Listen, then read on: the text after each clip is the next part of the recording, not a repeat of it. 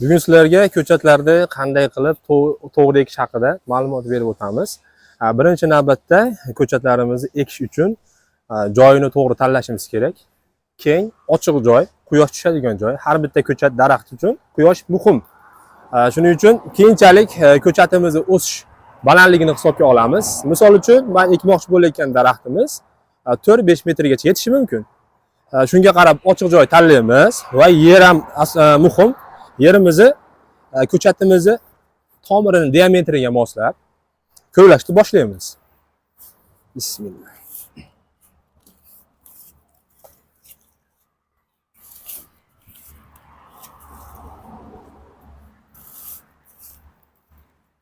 Chuqurimizni ozgina kengroq ko'ylaymiz. Sababi ko'chatimizni tagiga hozir turpog'iga biogomuslardan aralashtirib ekamiz. Kengroq ekishimiz sababi yangi ko'chatimiz tomirlashi qulayroq bo'ladi, osonroq bo'ladi. Yangi tomir chiqarishiga osonroq sharoit bo'ladi.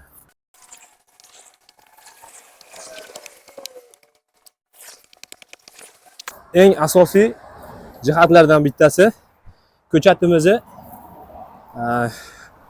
tagidagi upakovkasini ochib tashlashga shoshilmaymiz. Sababi qazigan yamamizga solib ko'ramiz. Ko'rib turibsizlar, men hali yana bir qaricha qazishimga to'g'ri kelyapti. Ko'chatni qaytarib olamiz. Agar upakovkasini ochib olsak, ko'chatni tushirib olgan paytimizda tomiriga ziyon yetishi mumkin. Chuqurimiz yetarlicha bo'ldi. Endi qazib chiqargan turpoqlarimizni yaxshilab mayinlashtirib olamiz.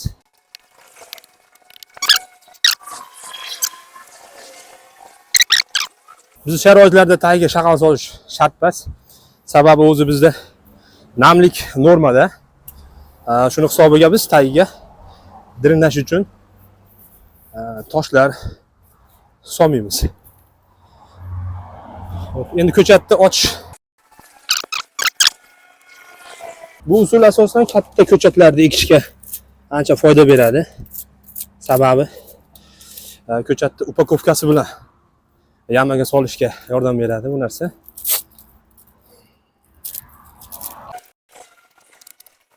Shu holatda asta avaylab pichoq yordamida bittagina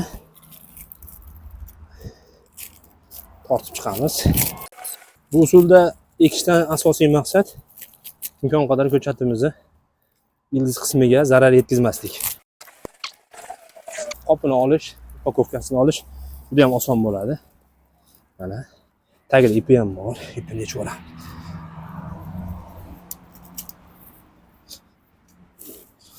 Tayyorlagan turpog'imizni, biogomus aralashtirgan turpog'imizni yarmini solamiz.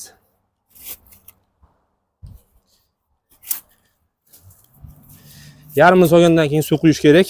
Hozir biz suv tayyorlab olmayapmiz. Shu sababdan yarim holatda suv quyiladi. Sababi solgan turpoqlarimiz taglarga cho'kadi. Havo kirib qolmaydi tagiga. Keyin yana turpoq solish jarayonini davom ettiramiz. Asosan qaysi paytlarda ekkan ma'qul? Asosan bu ko'chatlarimiz noyabr oyida ekiladi. Sababi noyabr oyida bu ko'chatlarimiz uyquga ketadi. Ko'chirib sotishga tayyorlab olib kelishni boshlaymiz. Imkon qadar oyoq bilan bosmaslikni tavsiya qilamiz. Nima uchun? Ko'p odam oyoq bilan bosib qo'yadi. Suvni quyib oyoq bilan bosganda tagi qatib qoladi-da.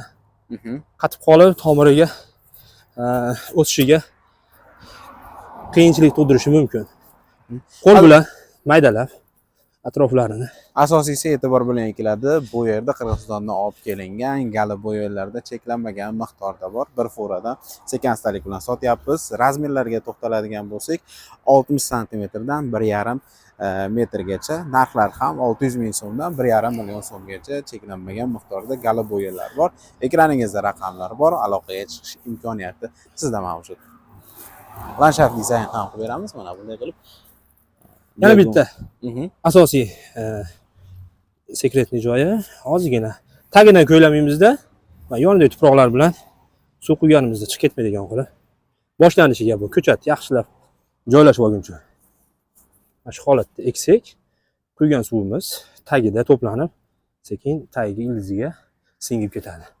Yana bitta narsa, ko'chatda tikanligiga e'tibor beramiz. Ekilgan ko'chatlar shamolda bir hafta 10 kun qiychayishi mumkin. E'tiborli bo'lib turamiz, to'g'rilab turamiz qiychagan paytda. 15 kun 20 kun atrofida yerga mahkam bo'lib joylashib oladi, xudo xolasa. Ekraningizda raqamlar bor. Galiboylar sotuvda murojaat qilib sotib olishingiz mumkin bo'ladi.